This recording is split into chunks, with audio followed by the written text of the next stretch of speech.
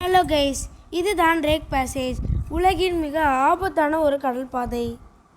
பல ஆயிரம் ஆண்டுகளாகவே மனிதர்கள் இந்த பாதையில் போகிறத தவிர்க்கிறாங்க.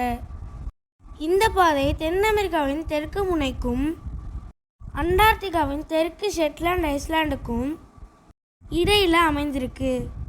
பல நிபுணர்களின் கூற்றுப்படி பனாமா கேனல் கட்டப்பட்டதே அமெரிக்காவின் கிழக்கு கடற்கரையை தென் அமெரிக்கா மற்றும் உலகின் மற்ற பகுதிகளுக்கு போக ஒரு குறுகிய பாதையாக இருக்கும்னு தான்.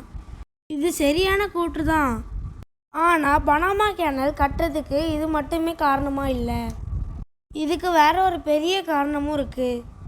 அது என்னன்னா, தென் அமெரிக்காவிற்கும் அண்டார்டிகாவிற்கும் இடையில் உள்ள இந்த 1000 கிலோமீட்டர் பகுதியை தவிர்க்க பல கப்பல் நிறுவனங்கள் விரும்பியது.